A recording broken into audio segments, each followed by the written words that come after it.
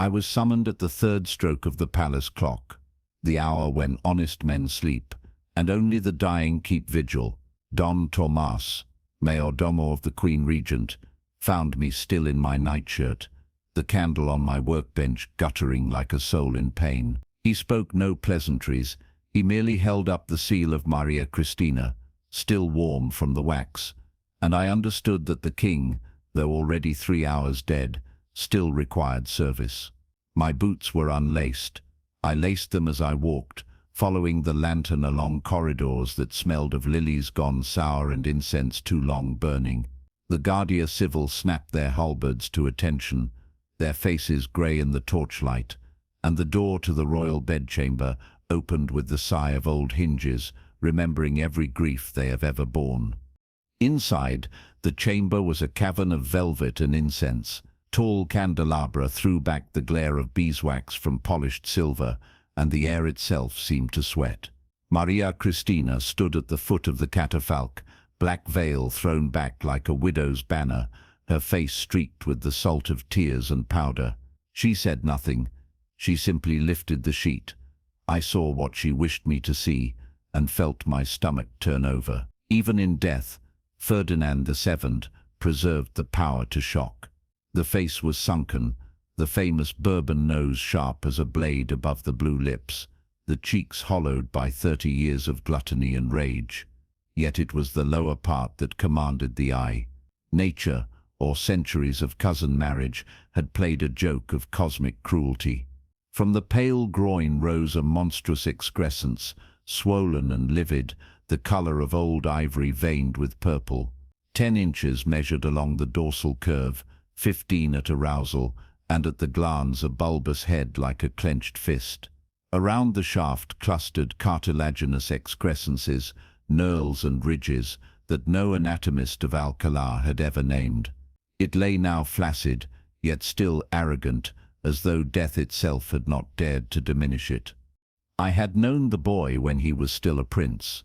At El Escorial, in the long corridors where the Habsburg portraits stared down like judges, I had seen him at 7, naked to the waist, being measured by the court tailor. Even then the difference was unmistakable. What should have been the modest bud of boyhood had already swollen to the length of a man's forearm, thin at the root, grotesquely thickened toward the glans, and twisted like an old vine. The wet nurses crossed themselves. The tutor looked away. Charles IV, his father, laughed nervously and said the boy would be a stallion among kings. His mother, Maria Luisa, touched it with a gloved finger and remarked that God had blessed them, though I saw the flicker of disgust in her eyes. Puberty was torment. By 12 he could no longer ride comfortably. At 14 the organ had grown so long it chafed against the pommel. The physicians tried leeching, cupping poultices of wolfsbane and larkspur. They bled him until he fainted. Nothing availed. Once a stable boy laughed. He was found next morning with his tongue nailed to the manger. The whispers began. El bastón real, el bastardo de la naturaleza, el rey con el miembro de 7 juramentos. Ferdinand learned to hear mockery in every respectful bow, every formal address. Paranoia took root early.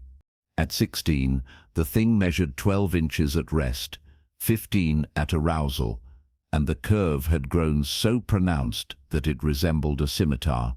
The court physicians, Dr. Francisco Flores, Dr. Quista, dared record only euphemism, una conformación insólita que dificulta la copula. Later, in the hidden ledger kept beneath the altar of the Capilla Real, Flores wrote plainly, pain longissimum torsum nodosum ad tactum cartilagineum. They sought advice from Paris, from Padua, from the Jewish leech in Zaragoza.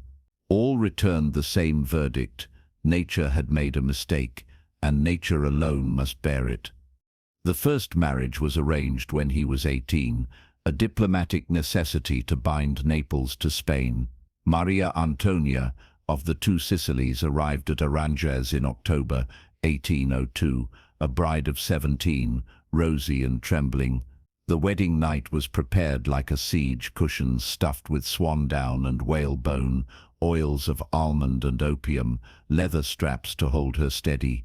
I, then junior surgeon, stood behind a screen with 2 priests and the apothecary. What followed was not copulation but a ritual of invasion.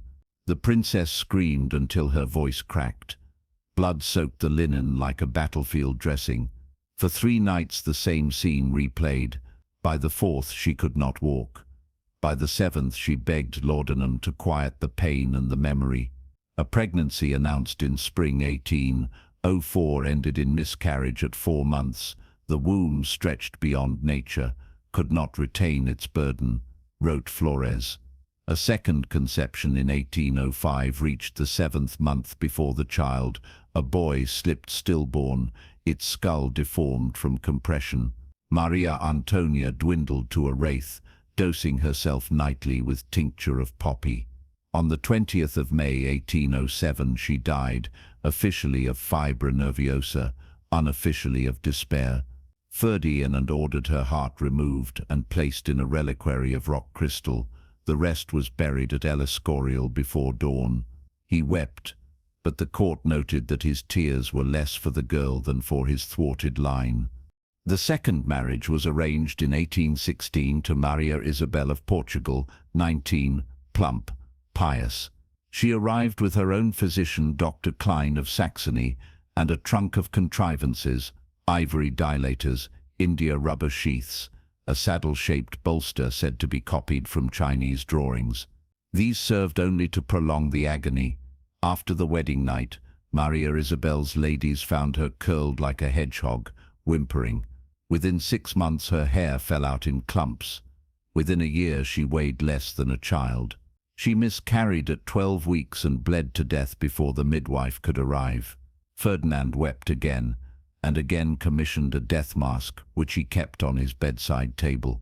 The third marriage, Maria Josefa Amalia of Saxony, arrived resigned. She kept a diary, locked now in the royal archives, where she recorded each assault with the detachment of a battlefield surgeon. The 28th of September, 3 hours, the leather straps cut my wrists. The 15th of November, fainted twice. Laudanum 40 drops. The 4th of April, miscarriage, blood like a butchered calf. In the 7th year, she conceived again. The labor lasted 36 hours. The child, a daughter, lived 6 hours. Maria Josefa died 3 weeks later of puerperal fever. Ferdinand ordered every midwife in the palace scourged, and the chief obstetrician exiled to Oran. By 1829 the king was 45, corpulent, his organ gangrenous at the tip. Maria Cristina of Naples arrived already pregnant by an officer of the royal guard. The fiction was maintained. Ferdinand accepted the child, Isabella II, as his own and roared with delight when the infant was laid in his arms. Yet the court knew, and the court whispered. The king's suspicion turned inward. He had genealogists examine the baby's features. He had the officer arrested, castrated, and shipped to Ceuta. Maria Cristina survived by cunning. She bore a second child, Luisa Fernanda, and kept the king at arm's length with pleas of delicate health and religious retreats. In his last years, Ferdinand developed a tremor that shook the great bed like a drum. He could no longer sleep more than an hour at a stretch. He prowled the corridors with pistols, certain that assassins lurked behind every arras. His member, now ulcerated, was wrapped in linen soaked with mercury and honey. The stench grew so foul that courtiers walked the long way round the royal wing. On the night of the 28th of September, 1833, he summoned me alone. He bade me swear upon the host that I would preserve the instrument of my sovereignty after death. I swore, though my gorge rose. He died at dawn, froth on his lips, eyes fixed upon the reliquary that held Maria Antonia's heart. I embalmed the body. The organ, severed at the root, was injected with spirits of wine and set in the crystal vessel you now hold. The body was laid in the Escorial with full pomp. The vessel was locked in the secret cabinet of the royal physician, its key worn on a ribbon next to my scapula. I have written this so that no physician, no queen, no king, no historian may say they did not know. The man was monster and martyr, both a tyrant forged by shame, a sovereign destroyed by the very flesh that made him king. The object in crystal is not merely anatomy, it is the fossil of a reign. I seal this report with my own blood, in testimony. Esteban de la Vega, physician in ordinary to His late Majesty. Madrid, the Feast of Saint Michael, 1834.